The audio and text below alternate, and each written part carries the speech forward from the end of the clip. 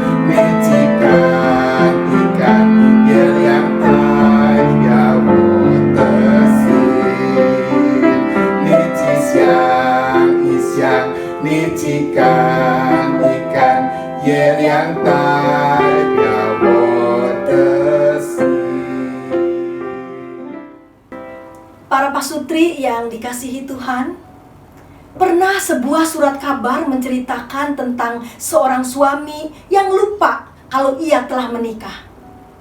Jadi setelah bulan madunya usai, sepulang bekerja di kantor, dia tidak menuju ke rumahnya sendiri, tetapi menuju ke rumah ibunya yang berada jauh di pinggiran kota. Mengetahui hal ini, istrinya marah dan merasa tidak dicinta. Katanya, selama 3 hari sang istri tidak mau diajak bicara sama suaminya. Saudara, mungkin cerita tentang seorang yang lupa kalau dia sudah menikah sangat jarang terjadi di dunia ini. Yang banyak terjadi adalah orang yang secara agama dan hukum sudah sah menikah, tetapi kelakuan dan sifatnya seperti orang yang belum menikah. Tidak punya tanggung jawab, tidak mau bekerja, senangnya bermalas-malasan dan bersenang-senang. Kalau ada masalah, gampang putus asa, seperti orang yang tidak punya Tuhan. Dikit-dikit mau bunuh diri, dikit-dikit mau kabur ke rumah orang tua, dikit-dikit minta cerai. Atau biarpun sudah menikah, kalau memutuskan apa-apa tidak berunding dulu dengan pasangannya.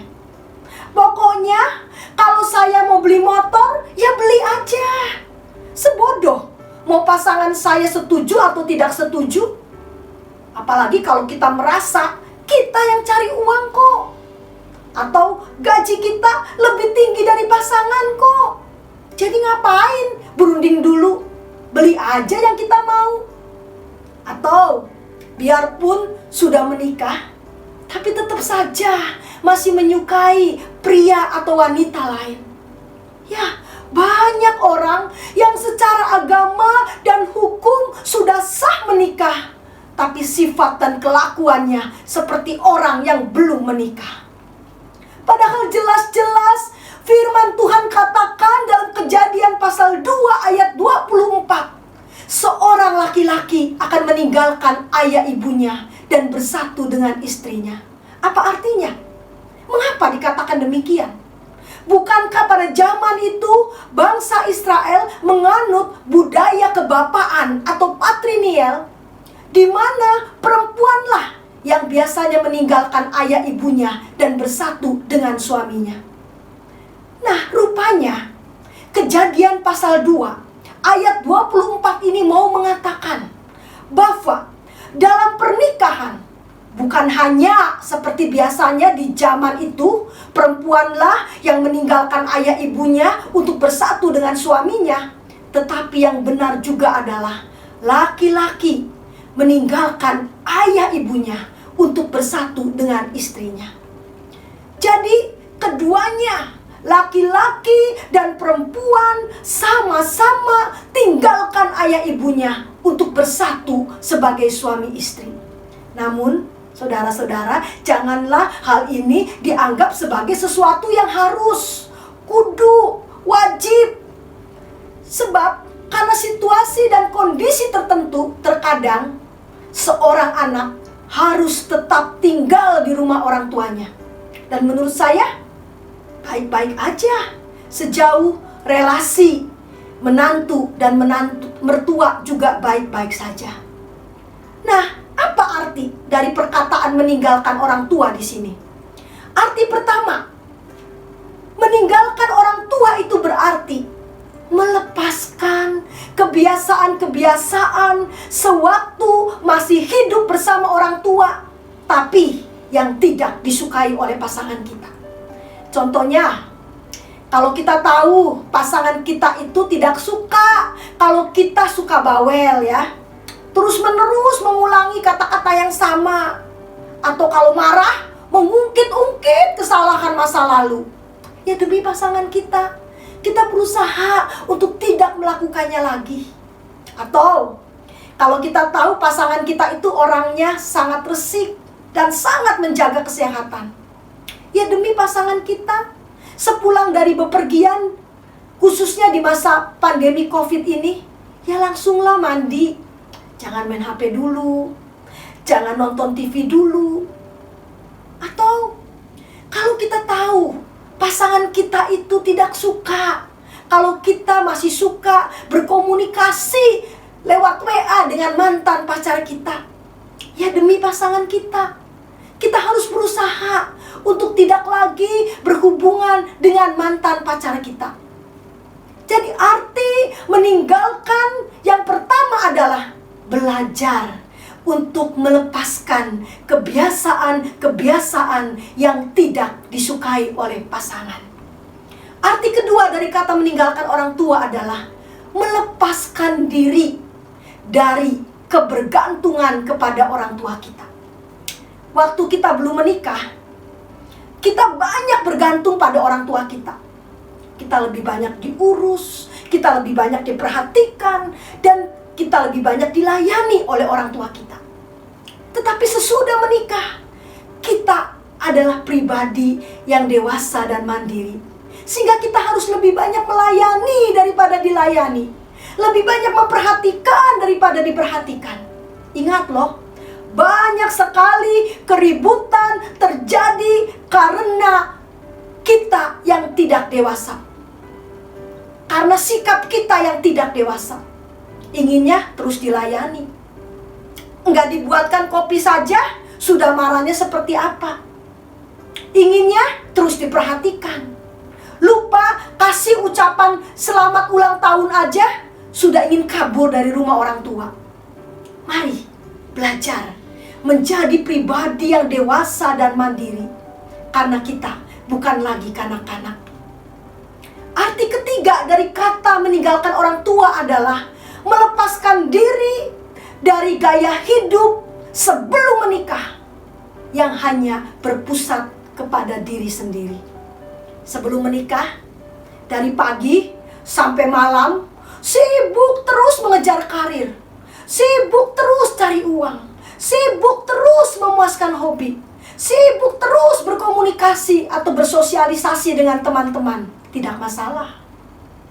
Sebelum menikah, mau beli apa saja yang kita ingin, tidak masalah. Sebelum menikah, mau setiap hari pulang pagi, tidak masalah. Tapi sesudah menikah, ingat, kita bukan lagi single, tapi double. Ada orang yang butuh waktu kita. Ada orang yang butuh perhatian kita. Ada orang yang butuh pelukan kita. Ada orang yang butuh diajak berdiskusi. Dan ada orang yang butuh dihargai. Ingat, banyak pasangan suami istri memutuskan untuk bercerai karena merasa kebutuhannya tidak terpenuhi. Seorang istri kaget sekali ketika suaminya punya wanita lain. Si istri mengatakan, apa kekurangan saya? Saya pintar cari uang. Saya pintar mengurus rumah. Terus suaminya bilang apa? Ya itulah kekurangan kamu. Kamu terlalu sibuk mengejar karir. Kamu terlalu sibuk mengurus rumah. Sampai kamu gak pernah punya waktu buat saya. Saya ingin kamu mendampingi saya menonton televisi. Saya ingin kamu duduk diam untuk bertukar pikiran. Saya ingin kamu menemani saya ke dokter. Tapi kamu tidak pernah punya waktu buat saya. Ya, memutuskan untuk menikah berarti kita harus terus mengingat bahwa sekarang kita tidak hidup sendirian lagi.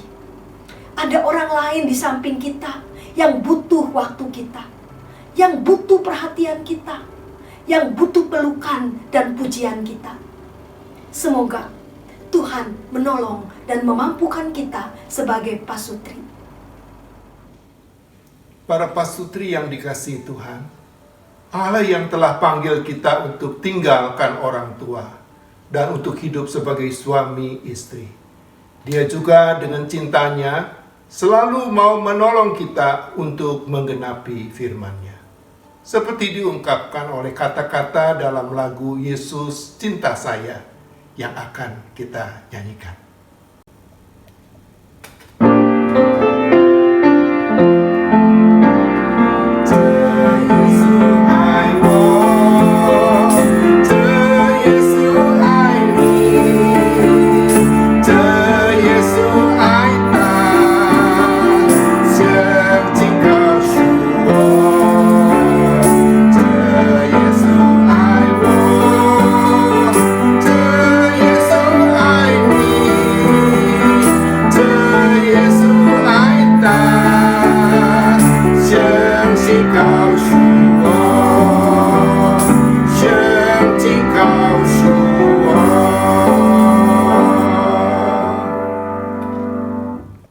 Sampai bertemu lagi dalam acara Kasur Online episode berikutnya. Zaijian.